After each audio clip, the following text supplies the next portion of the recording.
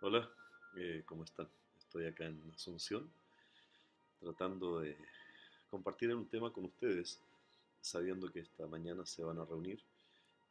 Lamentablemente mi vuelo fue retrasado por la línea aérea, entonces evidentemente no voy a poder llegar a tiempo a la reunión, pero quiero compartir el tema de todas formas y con mucho afecto, con mucho amor para cada uno de ustedes. Ustedes saben que nuestra comunidad ocupa un lugar tan especial en nuestro corazón, en mi propio corazón también. Entonces quisiera compartirles un texto. Me gustaría, por favor, que vayan a Primera de Juan, una de las cartas del apóstol Juan, Primera de Juan, capítulo 4. Primera de Juan, capítulo 4, dice desde los versículos 7 al 8. Amados, amémonos unos a otros, porque el amor es de Dios. Todo aquel que ama es nacido de Dios y conoce a Dios. El que no ama no ha conocido a Dios, porque Dios es amor. Seguramente ustedes lo han leído muchas veces este texto. Imagino que cada uno de ustedes estaba pendiente y atento de lo que pasó hace algunas semanas atrás. Yo estaba en Estados Unidos en esos momentos, cuando una película chilena, de realizadores y directores chilenos, La Mujer Fantástica, ganó un Oscar a la mejor producción extranjera y se le ha hecho todo tipo de reconocimientos tanto a la película, pero sobre todo se le ha hecho un reconocimiento a su protagonista, que es una persona transexual. Bueno, nosotros podemos tener nuestra opinión a favor o en contra de esa situación, pero eso es, básicamente me quiero enfocar en el reconocimiento que se hizo allí. Ustedes saben, me imagino que en Los Ángeles, en Estados Unidos, hay lo que se llama un paseo de la fama. Es un paseo para los artistas donde ponen su estrella, su nombre y sus manos también allí. Hay a nivel mundial festivales que premian a los artistas musicales. Hay un premio Nobel que destaca a los escritores, así como también en el fútbol existe el Balón de Oro al mejor futbolista o la Corona de Laureles a quienes han ganado las Olimpiadas. Aunque sí, en estos momentos hay muchos de estos reconocimientos que tienen más que ver con cuestiones políticas o ideológicas, pero vamos al asunto de fondo que es el reconocimiento. Se supone, ¿no es cierto?, que existe el reconocimiento a aquellos que destacan en algún área del quehacer humano. Y generalmente las personas elevan a estas otras personas al estado de héroes. Eh, Vidal era un héroe, ¿no? Alexis Sánchez era un héroe. Messi para los argentinos es un héroe. Eh, Pablo Neruda o Gabriela Mistral por su Nobel también. Entonces se eleva a personas a nivel de héroes debido a sus dones, a sus talentos o al poder que tienen. Pero me hago una pregunta, ¿cuántas personas conocemos que hayan llegado al Salón de la Fama en música, en arte, en literatura o en deportes movidos por su amor? Porque, como digo, elevamos a las personas al estado de héroes debido a sus dones, a sus talentos y a su poder, pero no los elevamos y la sociedad no eleva a estos personajes a ese nivel a causa de su amor. Muchas veces ni siquiera nosotros los cristianos lo hacemos. Sin embargo, desde la perspectiva de Dios, el amor es la principal de todas las virtudes. Entonces, quizás es bueno preguntarnos qué es el amor, porque se dice, y muchas veces lo escuchamos, que el amor hace girar al mundo, y el amor romántico sin duda hace que la cultura gire en términos de publicidad, entretenimiento y todo eso. Parece que nunca nos cansamos de las historias que se centran en el romance. Antes era el romance etéreo, ¿no es cierto?, entre un hombre y una mujer. Ahora las películas que están ganando Óscares son el romance entre personas del mismo sexo. Pero no me refiero a, al amor romántico. Cuando estamos hablando de la virtud cristiana del amor, no nos estamos refiriendo al amor erótico o al amor romántico. Estamos hablando de una dimensión mucho más profunda del amor, una virtud tan primordial que es distinguir y que distingue y que debería en realidad distinguir a todos nosotros los cristianos del resto de las personas. Además, el amor es tan importante para las enseñanzas de la Biblia que por eso Juan nos dice lo que acabamos de leer. Dios es amor.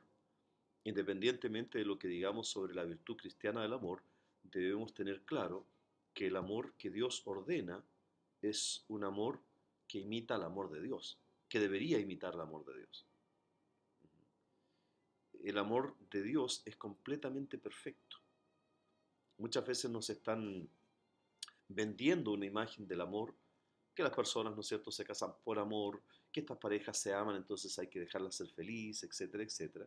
Pero lo que nos vende la sociedad es totalmente distinto a lo que nos exige Dios. Y nosotros, los hijos de Dios, estamos llamados a reflejar ese amor, el amor de Dios a la perfección.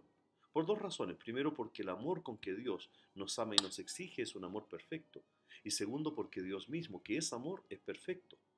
Entonces, si hemos de amar, debemos intentar amar en perfección, porque Dios es perfecto. Eso es lo que dice Jesús en Mateo 5:48. De hecho, por ejemplo, un gran error, creo yo, que nosotros cometemos normalmente. Creemos, por ejemplo, que amar no es juzgar. Pero si el modelo del amor es Dios, recuerden que Dios juzga. ¿Debemos juzgar nosotros? Claro, pero debemos juzgar no con la misma medida que esperamos que Dios nos juzgue, ¿o sí? O sea, decimos, no, mejor es no juzgar, porque dice no juzgues. No, lo que dice la palabra de Dios no es que no juzguemos, porque nos dice claramente, debemos juzgar todas las cosas. No juzgues para no ser juzgados. O sea, no te pongas tú como el centro de referencia para el juicio de Dios. Deberíamos juzgar, sí, pero con la misericordia que Dios nos juzga a nosotros y esperar que Dios nos trate como estamos nosotros tratando a los demás, sobre todo de la familia de la fe. Parte del problema es que muchas veces no juzgamos esperando que Dios no nos juzgue. Por eso preferimos no juzgar, para que Dios no nos juzgue a nosotros. Pero Dios sí nos va a juzgar. Ello nos lleva a entender que nosotros también debemos hacerlo. Y debemos juzgar partiendo de nosotros mismos, debemos partir juzgándonos a nosotros mismos. Y eso es a lo que Jesús se refiere cuando dice, primero saca la viga que hay en tu propio ojo. En gran parte el asunto es que creemos que que juzgar es no amar, pero amar incluye el juzgar, porque nuestra mirada del amor, lamentablemente, como es muy superficial, es solo sentimental, nos hace creer lo contrario. No queremos juzgar a nuestros hijos, por ejemplo, porque sabemos que si los juzgamos deberíamos castigarlos. Y como decimos, como los amamos tanto, preferimos no castigarlos. Pero esa es una mentira. En realidad nos amamos tanto a nosotros mismos que nosotros no queremos sufrir, apareciendo duros ante ellos. La misma palabra de Dios nos dice que justamente porque Dios nos ama, nos corrige, pero su corrección está basada en su juicio. Entonces, no queremos juzgar o juzgamos mal, o sea, nos vamos a los extremos, porque en realidad no entendemos lo que de verdad es el amor de Dios. Dios nos exige amar al prójimo, así como nos amamos a nosotros mismos, y esto incluirá el juicio para corregir en amor. Ahora, por supuesto, ninguno de nosotros ama perfectamente, razón por la cual debemos ser cubiertos por la justicia perfecta de Cristo, por la fe solo en Él. Sin embargo, es importante que regresemos una y otra vez a las Escrituras para descubrir cómo se supone que debe ser el amor, ya que nos satisfacemos tan fácilmente con una comprensión sentimental del amor, con una comprensión sensiblera, con una comprensión romántica sobre lo que es el amor, yo diría con una comprensión superficial de lo que es el amor. Un autor que estoy leyendo que se llama James Hunter dice, generalmente solo asociamos el amor con emociones agradables. Y como juzgar es desagradable, entonces pensamos que juzgar no es parte del amor. Y estamos equivocados. Vamos a la carta que Pablo escribió donde trata en el capítulo que seguramente muchos de ustedes conocen porque cada vez que hay un matrimonio siempre sale a colación, Primera de Corintios 13. Primera de Corintios 13 sondea lo profundo de lo que realmente significa el amor. Es, podríamos decir, es una vara para medir lo que podríamos examinar cuidadosamente para ver si este amor reside en nuestros corazones, el tipo de amor que nos exige Dios está en nuestros corazones y se está manifestando en nuestras vidas. Ahora, dado que es verdad, en realidad me sorprende que Primera de Corintios, dice John Piper, sea uno de los pasajes más populares en todas las escrituras, en vez de ser uno de los más despreciados. ¿Por qué? Dice John Piper, no puedo pensar en ningún capítulo de la escritura que revele más rápidamente nuestros pecados que el capítulo 13 de Primera de Corintios. Su popularidad puede deberse a que es uno de los capítulos más incomprendidos y menos aplicados en la Biblia. Claro, porque nos vamos a lo superficial del amor. En un sentido, es en el que somos ambivalentes en cuanto a esto. O no lo entendemos o lo entendemos mal. Nos sentimos atraídos por la grandeza del tema del amor, por la elocuencia, lo hermoso del lenguaje que utiliza Pablo en 1 Corintios 13, pero al mismo tiempo nos sentimos rechazados por el capítulo, porque si lo leemos en profundidad, en realidad va a revelar nuestras propias deficiencias. Queremos mantener una cierta distancia de seguridad porque demuestra claramente nuestra falta de amor real. Si nos comparamos nuestras vidas con 1 Corintios 13, nos vamos a dar cuenta cuán lejos estamos de amar como Jesús nos exige amar. Este capítulo es parte de una advertencia apostólica a los cristianos en el contexto, esos cristianos que fueron desgarrados por peleas dentro de la iglesia, por luchas, por contiendas.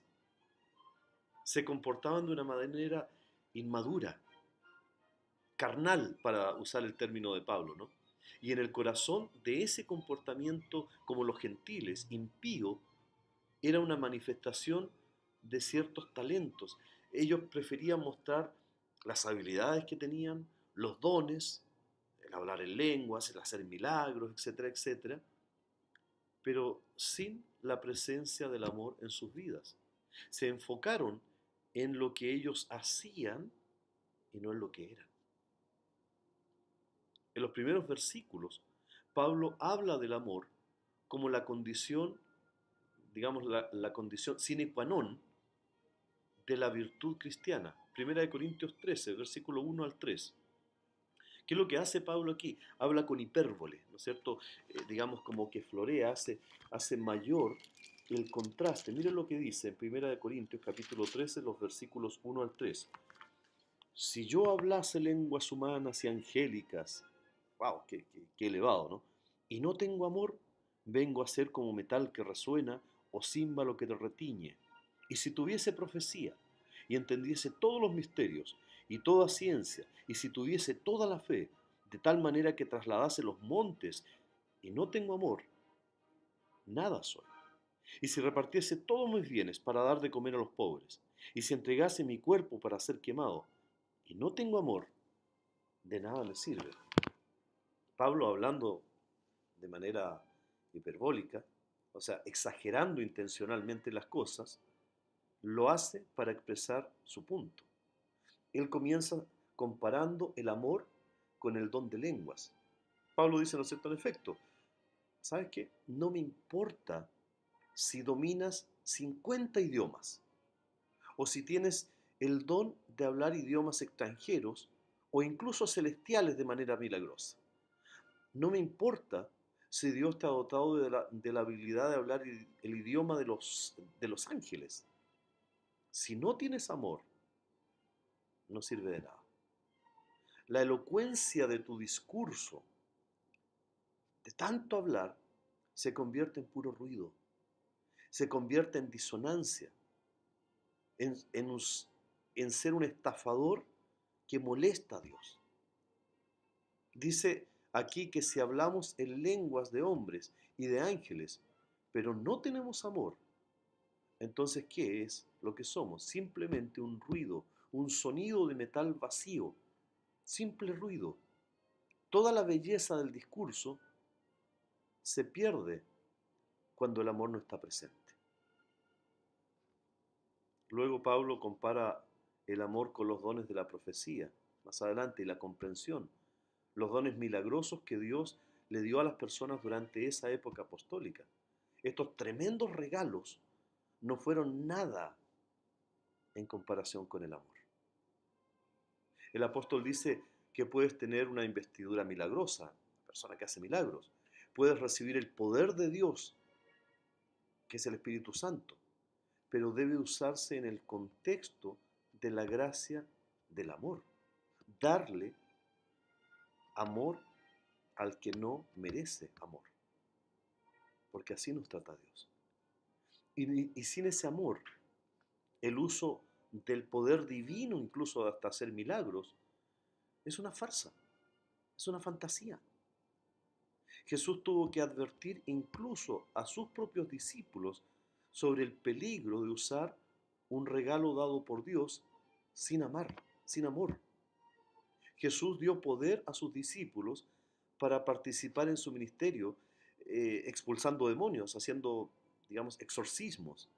Y ellos salieron, esto, ¿no es cierto? Salieron en Lucas capítulo 10 dice que salieron a expulsar demonios, a hacer milagros. Salieron en su misión y regresaron haciendo, firme, ¿no es cierto? Haciendo un autoaplauso. Nos fue bien. Mira lo que te vamos a contar, lo que nosotros hicimos en tu nombre por allá. Estaban tan entusiasmados con la efectividad de su ministerio que estaban tan contentos en el poder que Cristo les había dado que olvidaron una cosa. Pero Jesús no la olvidó. ¿Qué les dijo Jesús? No se regocijen porque les ha dado poder sobre Satanás. Alégrense más bien de que sus nombres han sido escritos en el cielo. Capítulo 10 de Lucas. Los discípulos fueron atrapados en el poder, en el lugar de la gracia, que estaba detrás de ese poder. Ellos habían recibido la dicha de ser parte del pueblo de Dios. Y eso les debería haber llenado de humildad, no de arrogancia. Estaban intoxicados con el regalo del poder de Dios y se olvidaron de aquel que les dio el poder y que les llamaba a amar. La conclusión es que los dones de Dios sí se pueden usar sin amor, y de hecho los vemos muchas veces en las iglesias. Espero que eso no sea de la misma manera en nuestra comunidad, porque cuando eso sucede, el valor de lo que Dios nos ha dado se destruye. Sí, podemos predicar muy bien, sanamente, pero si no tenemos amor, de nada sirve. Porque la esencia del amor, nos dice 1 Corintios 13, es buscar el bienestar de los demás.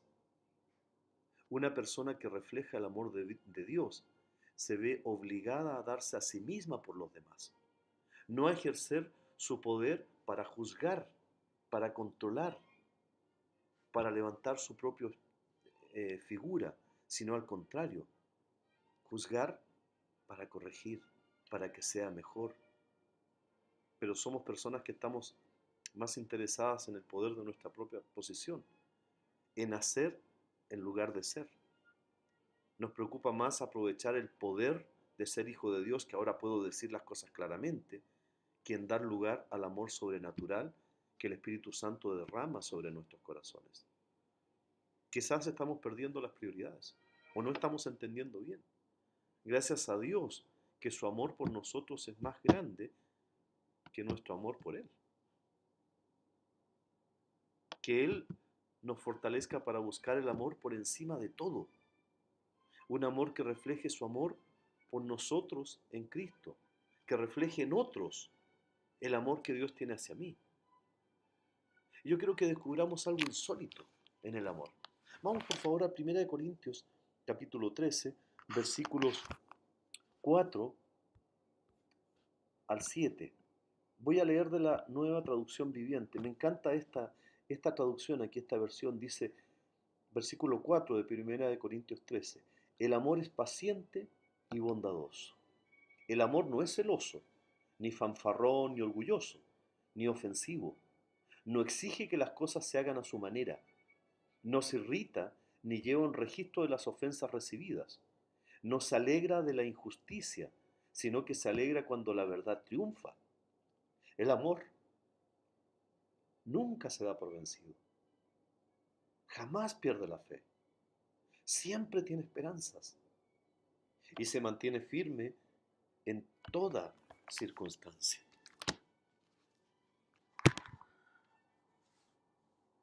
Yo no siempre puedo controlar mis sentimientos hacia los demás, pero por lo que sí puedo controlar es mi comportamiento hacia los demás.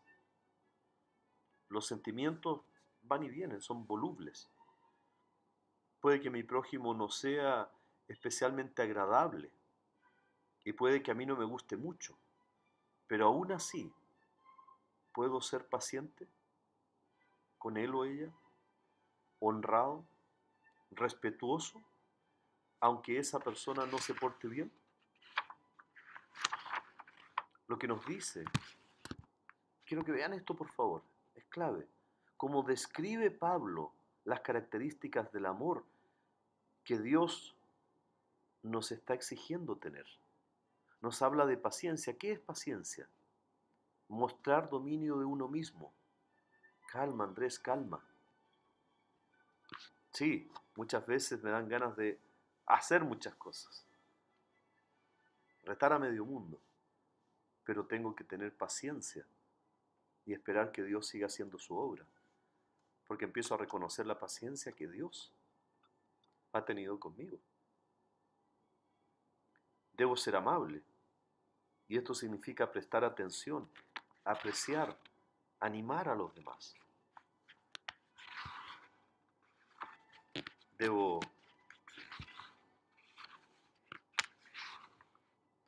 debo ser humilde. Humilde es ser auténtico, reconocer lo que soy, sin pretensiones, sin arrogancia, sin creerme el cuento. Debo respetar, tratar con respeto. En otras palabras, debo tratar a los demás como si los demás fueran gente importante, porque efectivamente lo son para Dios. Debo ser generoso. Generoso es ayudar a satisfacer las necesidades de los demás. ¿Qué pasa con aquellas personas que tienen complejo de inferioridad, una necesidad de ser reconocidos? ¿Cómo nos ayudamos? Debo ser indulgente. Y esto quiere decir no guardar rencor a quien sí efectivamente nos ha perjudicado. Debo ser honesto con los demás. Honesto quiere decir estar libre de engaños, pero también conmigo mismo. No autoengañarme. No creerme el cuento de que soy lo que en realidad no soy. O que digo para parecer más grande, más fuerte, cosas que en realidad no me atrevo a decir cuando estoy con las personas. Y por último, debo tener un compromiso, que es atenerse a las propias elecciones. Cada uno de nosotros escogió a Cristo. Si escogimos a Cristo como nuestro Señor, como Salvador, si escogimos ser parte de una comunidad, debemos atenernos a la decisión que tomamos y seguir hasta el final. Sí, ya se dieron cuenta. El amor, como lo plantea Pablo en Primera de Corintios, y sin duda fue inspirado por el Espíritu de Dios, no tiene tanto que ver con sentimientos. Cada una de esas características de cómo define Pablo el amor son actitudes, no son sentimientos. No tiene que ver con cómo nos sintamos con el otro. No tiene que ver con cuánto lo ame superficialmente o la ame. Tiene que ver en cómo trato a la otra persona.